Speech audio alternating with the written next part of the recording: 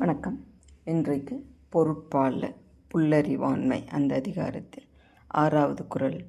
அற்றம் மறைத்தலோ புல்லறிவு தம்வையின் குற்றம் மறையா வழி. அற்றம் மறைத்தலோ புல்லறிவு தம்வையின் குற்றம் மறையா வழி. இதுதான் திருவள்ளுவர் ஒவ்வொரு இடத்துலையும் ஒவ்வொரு மாதிரி நம்ம பண்ணுற தப்புகளை சுட்டி காட்டுற விதம் ரொம்ப ஆழமாகவும் நுணுக்கமாகவும் வேறு மாதிரியாகவும் இருக்குது. அதுக்கு இது இந்த குறளும் ஒரு எடுத்துக்காட்டு. அதாவது புல்லறிவு அப்படிங்கிறது என்ன? அது நம்மக்கிட்ட இருக்க ஒரு அறியாமை, ஒரு குற்றம் இல்லையா? ஏன்னா கொஞ்சம் விஷயம் தெரிஞ்சிருக்கு, ஆனால் எல்லா விஷயம் தெரிஞ்ச மாதிரி பேசிகிட்ருக்கோம், மற்றவங்க சொல்கிறதையும் கேட்குறது இல்லை. அதுதானே புல்லறிவு இல்லையா? அப்போ அது நம்மக்கிட்ட இருக்கின்ற ஒரு சின்னது கூட இல்லை, ஒரு பெரிய குறை, ஒரு குற்றம். அப்போது நம்ம என்ன பண்ணணும், நம்மளை மாற்றிக்கணும்னா இந்த குற்றத்தை தான் முதல்ல திருத்திக்கணும் இல்லையா? என்கிட்ட இப்படி ஒரு தப்பு இருக்குது, தவறு இருக்குது, அதனால் எல்லோரும் என்னை ரொம்ப கீழே பார்க்குறாங்க. ஏன்னா நம்மக்கிட்ட தெரிஞ்ச விஷயத்த கூட தெரியாத விஷயம் அப்படின்னு நினைக்க வைக்கிறது இந்த புல்லறிவு இல்லையா?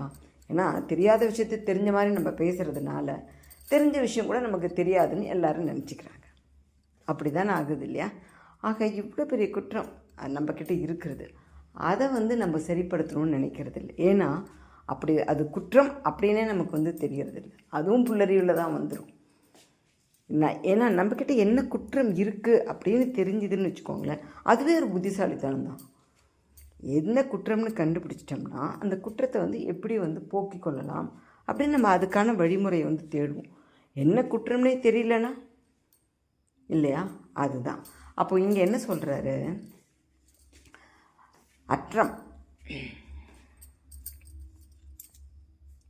அற்றம் மறைத்தலோ புல்லறிவு அப்படின்னா நம்ம என்னத்தை மறைக்கிறாங்க இங்கே?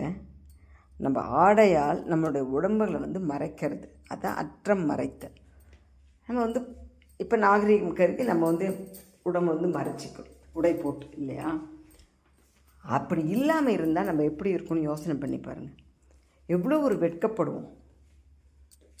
ஏதோ ஒரு சமயத்தில் நம்மளாம் ஒரு மாதிரி முழுமையான ஆடை போட்டிருக்கும்போது நம்மளோட உடை கொஞ்சம் விலகிருச்சு அப்படின்னாலும், இல்லை உடை கொஞ்சம் ஏதோ இடத்துல ஒரு கிழிசல் இருந்தாலோ, அது இன்றைக்கி பொருந்துமா தெரியல, ஒரு கிழிசல் இருந்தாலும் நம்ம அதுக்காக வெட்கப்படுறோம். இன்றைக்கி ஒரு கிழிஞ்ச துணியை போட்டுட்டு போக வேண்டியிருக்கே, போனால் வீட்டில் போய் தைக்கணும் அல்லது வேறு மாற்றணும் அப்படின்னு நினைக்கிறோம். ஆனால் இங்கே என்ன சொல்கிறார் வள்ளுவர்? அப்படி ஒரு அற்றம் மறைக்கிறதுக்காக போடக்கூடிய உடை கொஞ்சம் கிழிந்து இருந்தால் கூட பரவாயில்லை, உன்கிட்ட இருக்கின்ற அந்த புல்லறிவு அப்படின்ற குற்றத்தை நீ மறைக்காமல் இருக்கும்போது. ஏன்னா உடம்பில் இருக்கின்ற இந்த இது கொஞ்சம் பகுதி தெரிஞ்சால் கூட அது பெரிய விஷயம் இல்லை. உன்னோட அறிவினுடைய குறை இவ்வளோ பெரிய விஷயமா எல்லார் முன்னாடியும் தெரியும் போது நீ அதை பற்றி கவலைப்படாமல் வெறும் உடையை பற்றி மட்டும் கவலைப்பட்டுருக்கிறியே அப்படிங்கிற மாதிரி கேட்குறாரு. அதனால் உடை போடாமல் இருக்கிறது அப்படிங்கிறதோ அல்லது உடையில் ஒரு பகுதி இல்லாமல் இருக்கிறதோ எவ்வளோ வெட்கப்பட வேண்டிய விஷயம். அது கூட பரவாயில்லை, நீ உன்னிடம் இருக்கின்ற அந்த சிற்றறிவை புல்லறிவை உணர்ந்து அதை திருத்தி கொள்ளாமல் இருக்கும் பொழுது அப்படின்னு சொல்லி, அப்போது உன்கிட்ட இருக்க இந்த புல்லறிவு எவ்வளோ ஒரு மோசமானது அப்படின்னு சொல்கிறதுக்காக இந்த குறளை வச்சுருக்கார்.